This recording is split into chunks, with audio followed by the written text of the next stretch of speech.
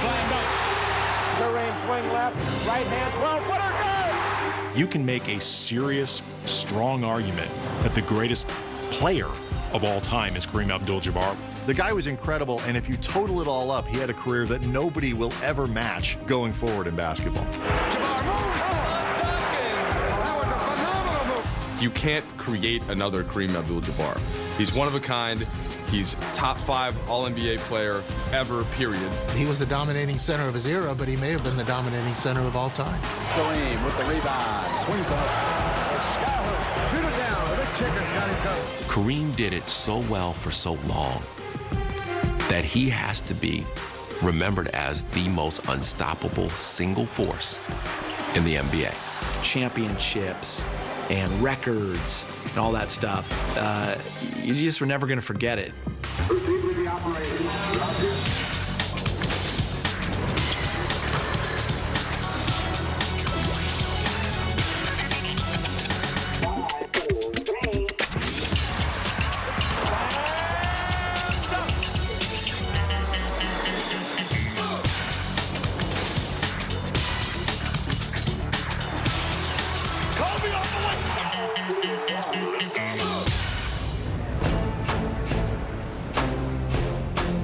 Kareem was what the doctor ordered.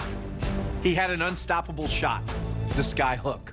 If you think about the game of basketball, you can't name me one other player that was known for a single shot. Kareem changed the game. That sky hook, still unstoppable.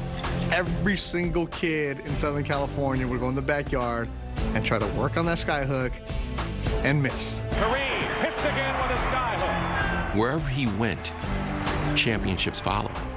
Milwaukee, championships.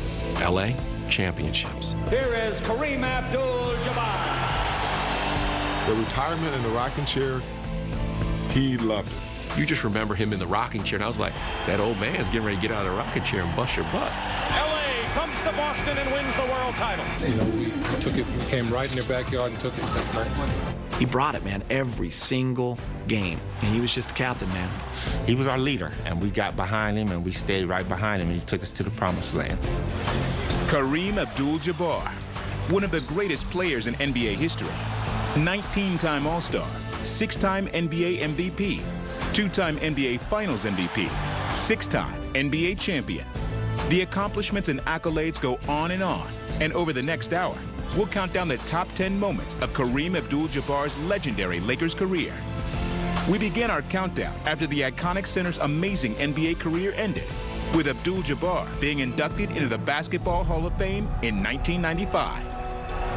It's very hard to put in words the emotions that you feel at a moment like this. Of course, I never expected to be here. You know, for Kareem to get into the Hall of Fame in 1995, you know, the Hall has this rule about, I think you have to be out of the game 5 years or something like that before you're eligible to be put into the Hall. That was a case where he should have been put in the day he decided that he was going to retire. It was no surprise. He was destined for Springfield, Mass. It wasn't just a game to Kareem. It was an art. And man, did he paint a lot of Picassos. For basketball, I have to thank my teammates. No one gets to this point of greatness without working with other great players. Everything you work for, going back to Power Memorial, coming up under the great John Wooden, and then to come through Milwaukee and help them win their first championship ever, being traded, a franchise is leaning on you to take it to the promised land. It was like, okay, I'm here. That's the final thing that I can do as an athlete. I'm finally at the last place, the Hall of Fame.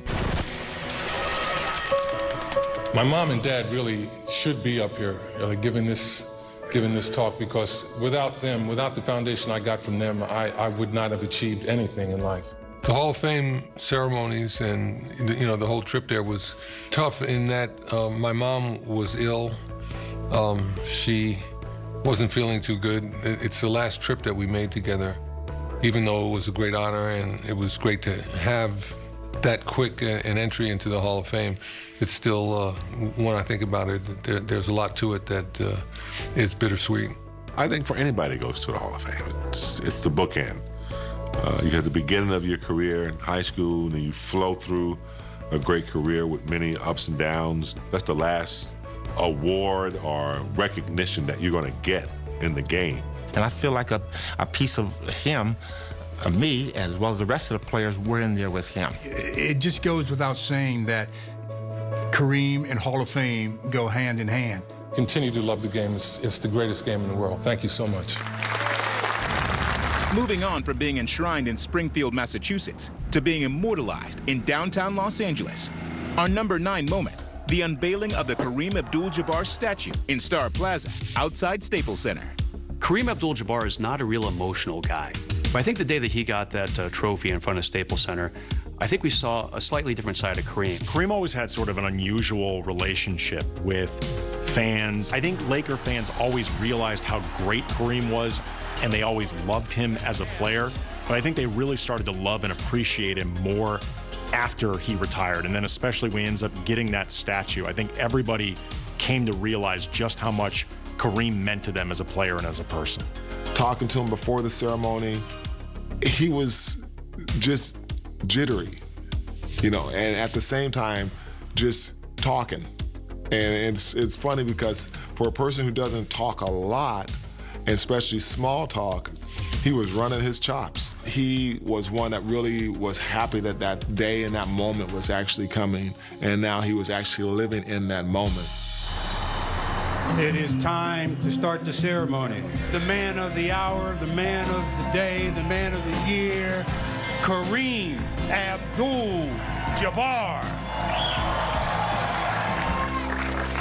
Congratulations, Kareem, on this great honor.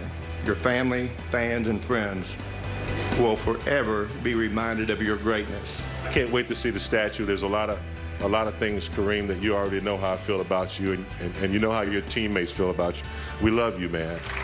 He was our protector. He was the one that carried us, and I'm just so proud and privileged to be part of this special night for me, and I congratulate Kareem on a most deserved statue here.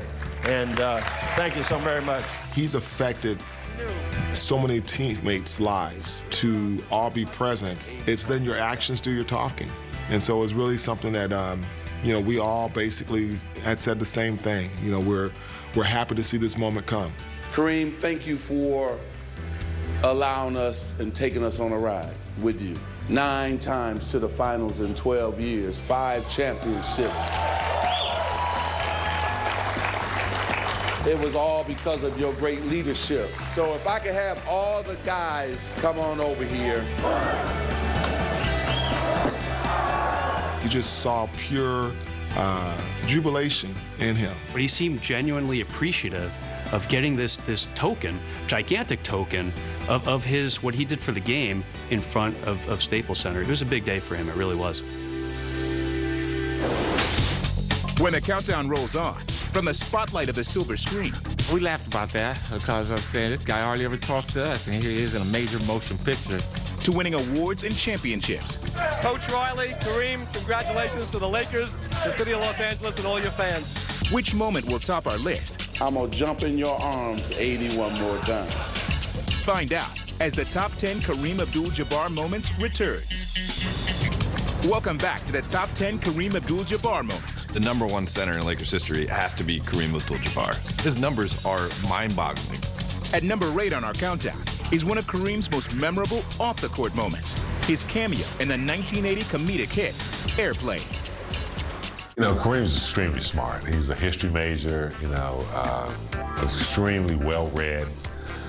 So I wasn't shocked that he could do any type of acting given the script. But this was comedy. Athletes have dabbled with acting for as long as we can remember. And in 1979, writer-directors David and Jerry Zucker and Jim Abrams were in search of someone to play co-pilot Roger Murdoch. Initially, they wanted to cast one of the best-known baseball players of the time. We needed an athlete who we were pretty sure couldn't really act. Yeah. So, you know, Pete Rose it was a broad spectrum. Yeah. But we filmed Airplane in the summer, and Pete Rose was playing baseball in the summer, and so we had to rewrite for another athlete, and Kareem was a our first choice. He did turn it down. Oh, did he? The answer was no, and so we called back and said, we really want him. We must have him. What can we do? And then he said, well, there's a rug. He needs $5,000 more in order to buy this rug.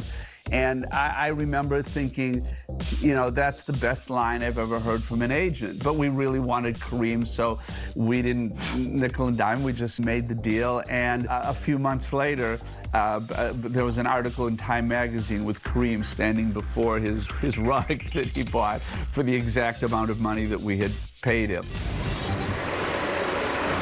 I enjoyed doing Airplane because it kind of spoofed my whole image as being unapproachable and someone that couldn't take a joke. Back then, it was stunning to see Kareem in a comedy, and it was just so off the wall, so out of character, and it really changed his image with the public. We laughed about that because I'm saying this guy hardly ever talks to us, and here he is in a major motion picture. And here I am making a spoof on my own image. I think it changed people's attitudes a little bit about me and made me a little bit more approachable and acceptable in their eyes. Kareem for so long was known as the guy that never let his personality out. So what a perfect way to do that, to go jump into an Airplane movie and hang out with Leslie Nielsen for a little while and, you know, just be weird. But that was Kareem.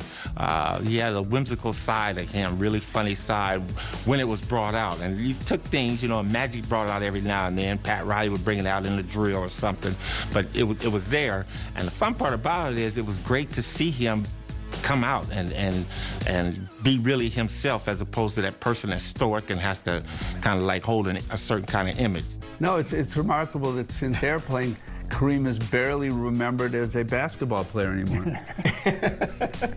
I'm standing next to Kareem Abdul-Jabbar. I'm telling Kareem Abdul-Jabbar how to play this scene. I mean, you just can't forget that you're dealing with this legend. It wasn't like we hung out and talked a little bit first. It was like straight into that, call him out and get, you know, right there with him in my face. So it was pretty intimidating. After a while, it got hard to go through the airport because people would like run lines from the movie. We have clearance, over, stuff like that. People, they got into the movie. I didn't expect the movie to be such a perennial classic. I love the scene where he grabs a kid and he says, hey, tell your dad to try to carry Bob Lanier up and down the lane for all this time. I thought that was great. You tried dragging Lanier and Walton up and down the court every night. The Airplane thing is absolutely one of my favorite Kareem moments. There's no question. To see him in Airplane, that was, he heard about that for about a month from all of us. You know, it was kind of like unreal to be doing that. It was a lot of fun. Transitioning from one entertaining moment to another, we move into the fabulous forum for the number 7 moment on our list. Abdul-Jabbar receiving a very unusual gift during his Lakers retirement ceremony. Let's hear it. Here is Kareem Abdul-Jabbar. Having announced before the 1988-89 season that it would be his last, the legendary center was showered with gifts and adulation in the away cities the Lakers would visit. The retirement tour was crazy because I never experienced anything like that. What a way to go out. And when you talk to people about Kareem's farewell tour, they start talking about the Beatles and the Rolling Stones and the circus atmosphere. I just remember all the cool gifts Kareem got that year as he toured around the league in his retirement ceremonies. It was for Kareem, but we all were like excited to see what's going to happen. You know, we were the kids, you know, so we're like, let's get to the arena, let's see what's going to happen. The Lakers ceremony was last, and, you know, of course, they gave him the rocking chair. That was the big joke. He deserved it. You know, you see so many guys who, when they leave the league, they aren't even making a contribution. He was still a valuable piece. He still gave you quality minutes. He could still score. You just remember him in the rocking chair, and I was like, that old man's getting ready to get out of the rocking chair and bust your butt. I think when we look for heroes and people that we can respect and want to be like, I know I always wanted to be like Kareem Abdul-Jabbar. When it came to the rocking chair and it came here, that was just super special. We as a team and his guys just really had a chance to say thank you and let our actions really show it. Come on over here, we gotta show you what we got you.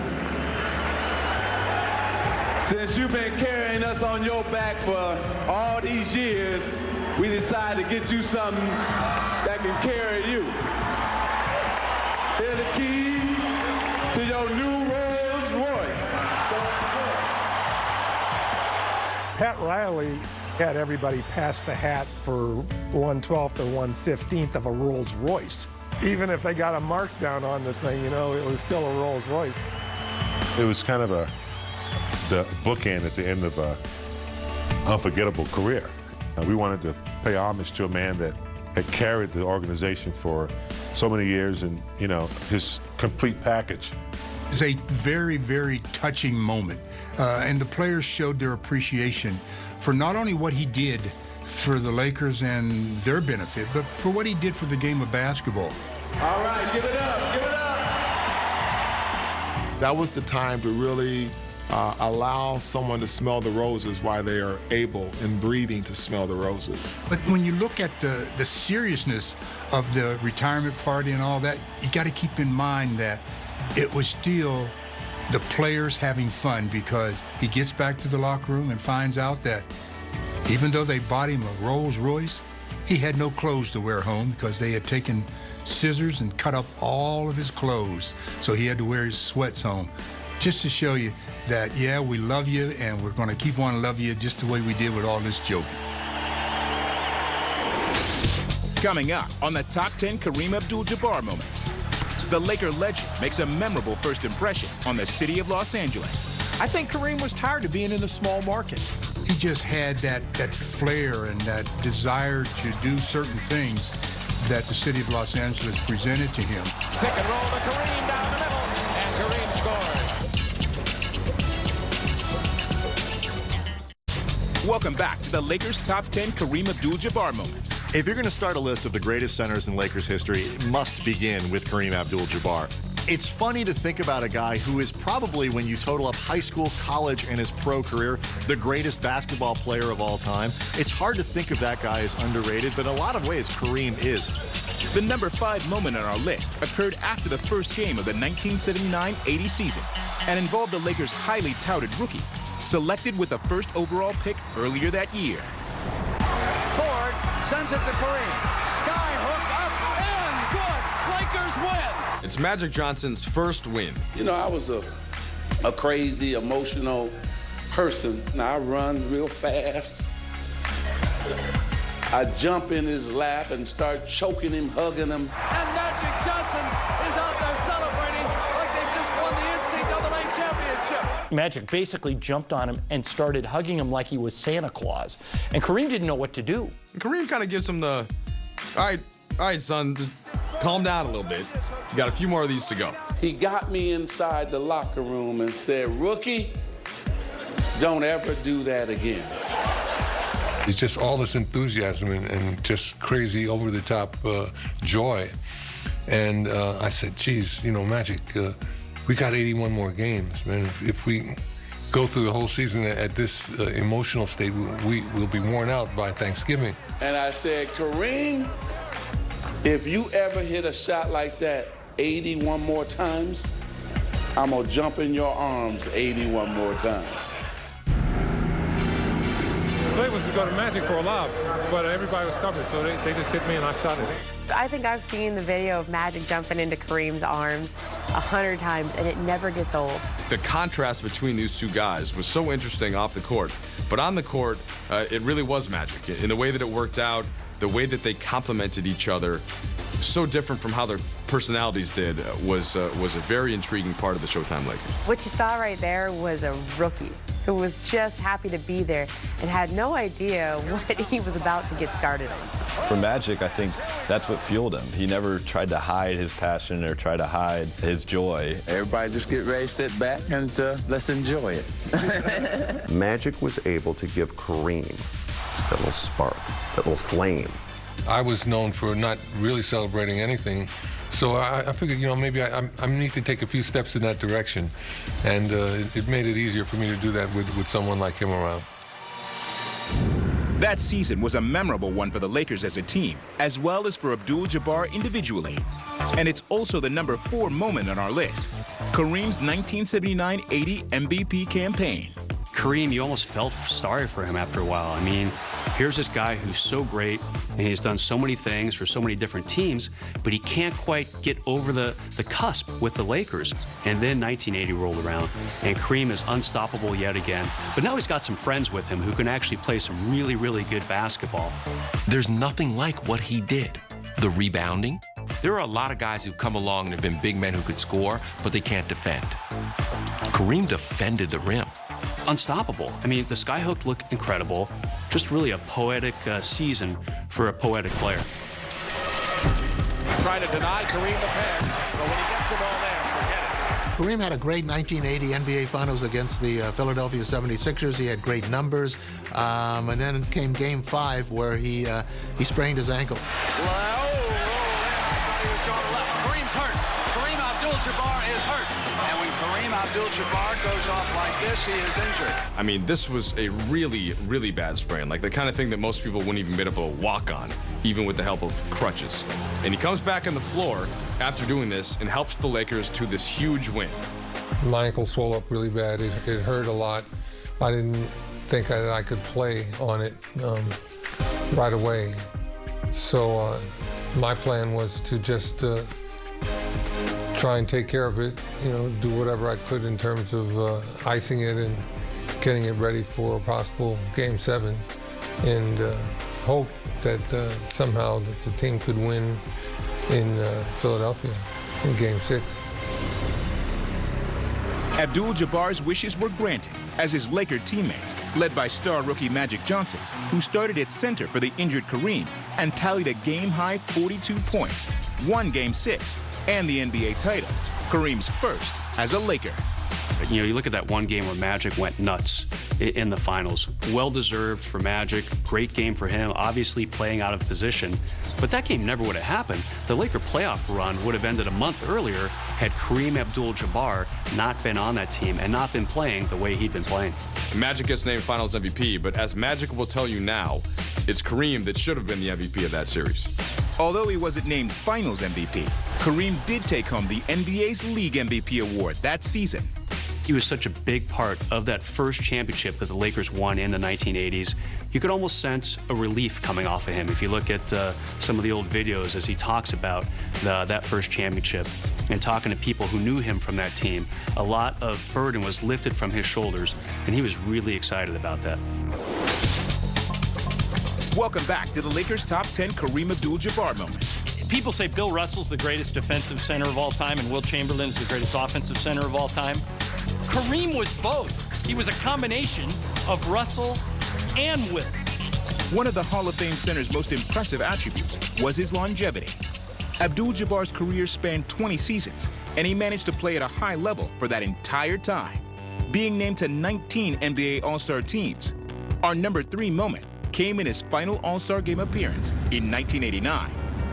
You know, the fact that Kareem made it to 19 All-Star games, just, number one, it says what he meant to the sport of basketball, and he was always voted in, and people always wanted to see him, and just how he remained relevant for all those years. Here's Kareem coming in. Hakeem goes out. The new star, here's the old one. So many times when guys get towards the end of their career, they drop off so much, but Kareem could still play. Kareem, foul, going to the hoop with 2 seconds to go. And a chance to break into the scoring column in this game. Just the whole idea of being picked for 19 All-Star games was in itself pretty remarkable. I think that kind of ended it, though. You know, I didn't go out there and play to any great degree, but just having been picked 19 times was a pretty remarkable thing. Kareem Abdul-Jabbar with 2 points, but that's meaningless. The symbolic aspects of him being in this Astrodome game now. Well, this is going to be the twilight, the final moments of the last All-Star game for one of the greatest ever. Abdul-Jabbar had only scored 2 points until late in the fourth quarter, when he gave basketball fans everywhere a chance to celebrate his greatness by ending the game with his signature shot. Here's the hook. All right, that's great. Standing O. He hit the sky hook. What a fitting ending. Him hitting that final shot and doing it in his style and his way, You know, it's one of those things in basketball that when you saw it, you knew you would never forget it. Another Abdul-Jabbar moment that won't be forgotten, perhaps his most notable accomplishment, checks in at number 2 on our countdown. Everybody knew it was going to happen. Kareem to get the ball. Everybody's waving their arm. It's into Kareem. Kareem swing left, right hand, 12-footer. He had a shot that couldn't be blocked. You know, records are meant to be broken, so the person that comes along that's going to eventually break Kareem's record, it's just going to be a glorious moment for that individual and for that team. So let's remember, he hit that sky hook over a guy who was 7'4". Whether he could jump or not, I know Mark Eaton couldn't jump that well, but still, I mean, you stretch your arm out, that's a hell of an imposing barricade there. And Kareem hit that sky hook over him. And it was about 10 feet out. It was about 10-foot sky hook. That's crazy. For Kareem to break the scoring record over probably one of the tallest players in the game, Mark Eaton, and it was a patented sky hook, right side of the basket, baseline. I think that was probably one of the highlights I've ever had in my career. It wasn't going to be a jumper. It had no chance of being a drop step. The record was going to be broke with the move that Kareem made famous at Power Memorial. He perfected it at UCLA. And as a Laker, he won the record with the sky hook. It's such a great bookend, right? To such an amazing career. The fact that Kareem sets the all-time scoring record with his go-to shot. I mean, is there any other way that could happen? Do we really want to see Kareem make a free throw to break the all-time record? A dunk? Oh, okay, whatever.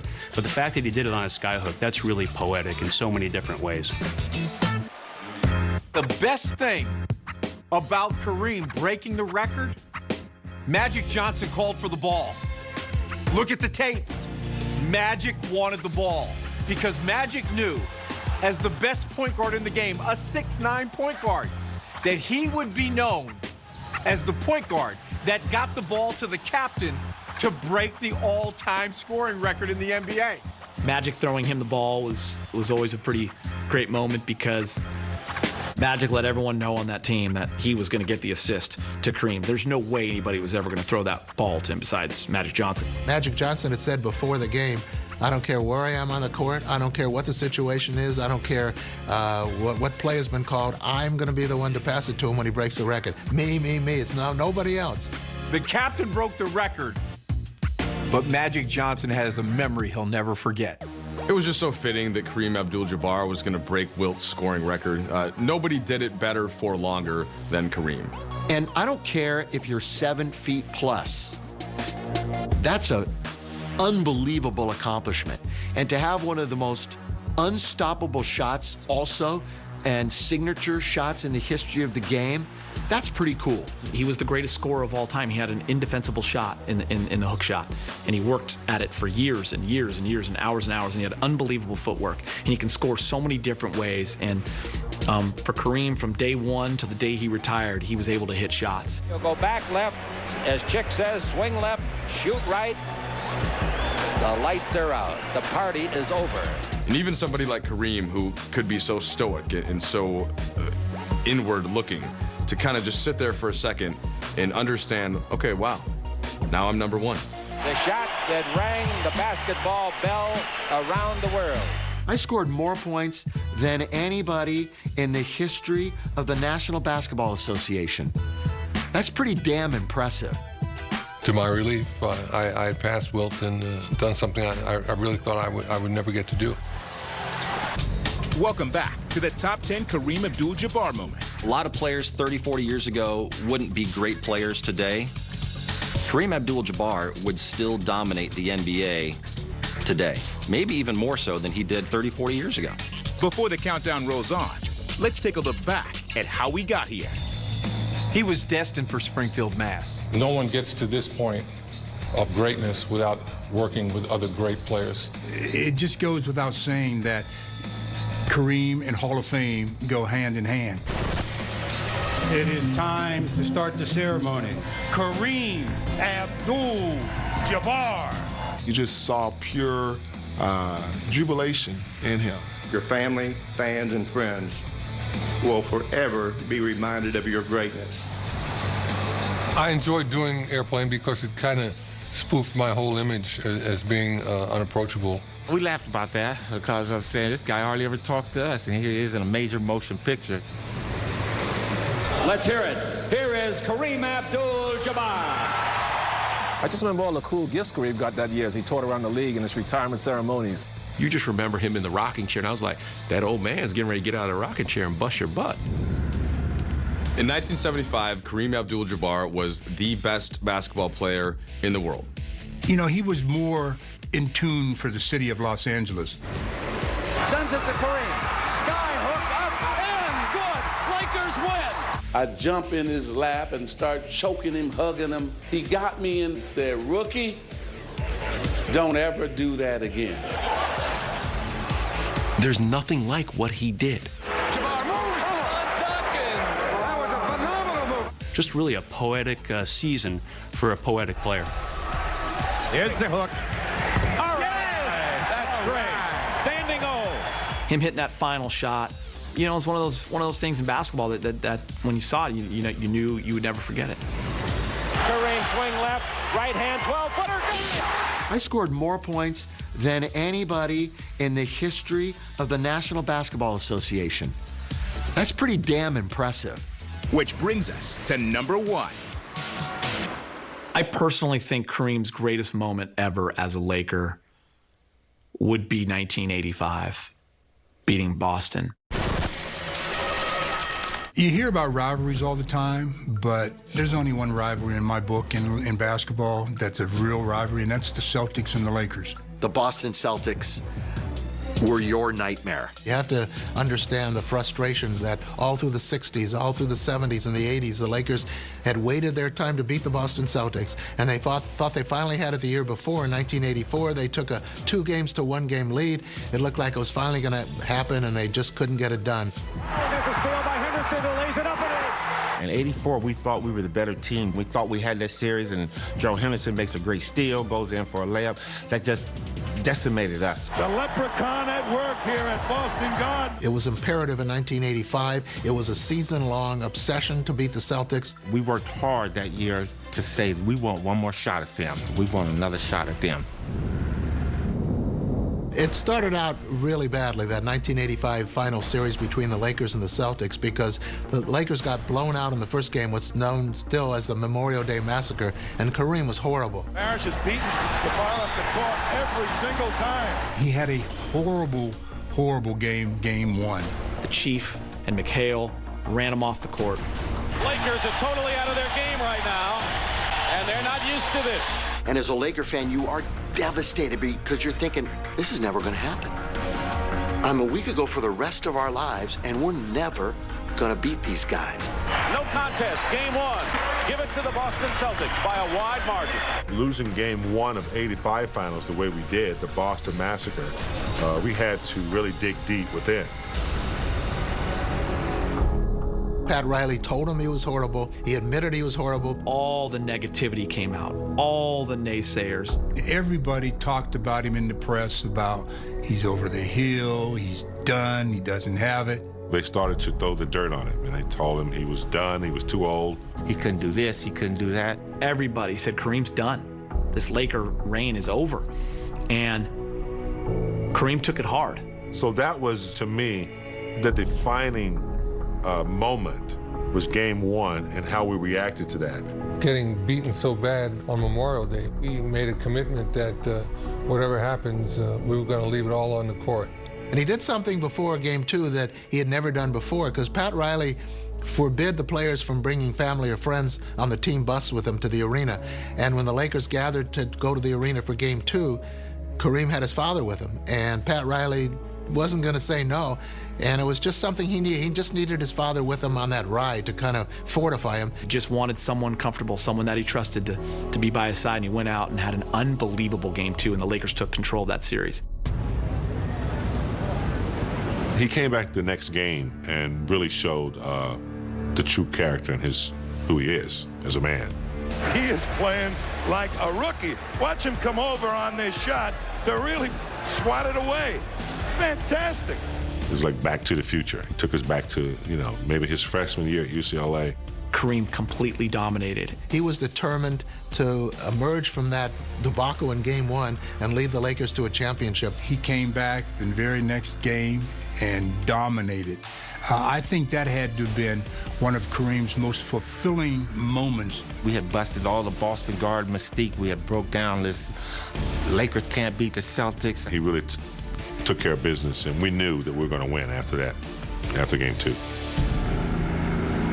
They knew we were going to beat them. Boston did. Once we got into Game 3 and 4 in that series, they knew, and it was just a matter of how we were going to beat them. And they go up 2-1. Just like they did the year before when they couldn't hold on to the lead, and you head into the most important Game 5 in franchise history, and the Lakers lean on their 3 stars, Worthy, Magic, Kareem. They go 40 of 65 in that game. They score 95 of LA's points, and this is truly star power rising up at the most important moments and pushing the team to victory. It's nice to go into Boston with a lead. We have a chance now to do it on Sunday, and they don't. So that puts a little bit of pressure on them. It's going to be a toss-up. If they don't win this one, I think everybody in Los Angeles would wonder if the Celtics curse would ever end. Game 6 of the NBA World Championship Series. The Lakers lead 3-2. Lakers win, they're the world champion. He was our leader, and we got behind him, and we stayed right behind him, and he took us to the promised land. Simply great, and the 3 Laker wins has been Abdul-Jabbar. Kareem, skyhook, shows the Celtics how easy it is. That was a tough game, Game 6, but we prevailed. They couldn't catch us. Inside, Kareem from Magic Johnson. I think we beat him by like 11 points, and I got to like raise my hand in victory in Boston Garden. Greatest feeling I've ever had on a basketball court. When I think of Kareem becoming the oldest guy to ever win an MVP in a finals in 1985, I think of this. Kareem running down the court after a big shot. Kareem hits again with a skyhook. The iconic moment, that giddy look, when he was running down the court and that big smile on his face. He knew the Lakers had wrapped it up, and it was so important because the Lakers had never beat the Celtics, especially on their home floor. LA comes to Boston and wins the world title. When you win the MVP in the playoffs, you know you've won a championship, and you won that championship against your arch rival. It's something very special. They did something nobody else had ever done. They beat the Boston Celtics in Boston. Getting that monkey off our backs and beating them there at their home court was the greatest feeling. No one's ever won a championship on that parquet floor but us. And he did it in a way that made a statement that you can't bury me too soon. I still have something left. Coach Riley, Kareem, congratulations to the Lakers, the city of Los Angeles, and all your fans. The way they won that series, coming back after getting crushed in Game 1, the Memorial Day Massacre, the way he was written off by everyone, for him to bounce back and show that he could still do it and do it for more years. He came back and showed everybody that he was still the man. And I've had some really wonderful feelings on the court, but that was #1, and I was voted MVP. And that's very special. I think it's my crowning achievement as a basketball player. I think looking back with all he accomplished, all the championships, all the rings, the records, I think winning that series was the most important thing for Kareem that he ever did. The amazing thing, he still got a couple more titles after that. You know, that he wasn't even close to done.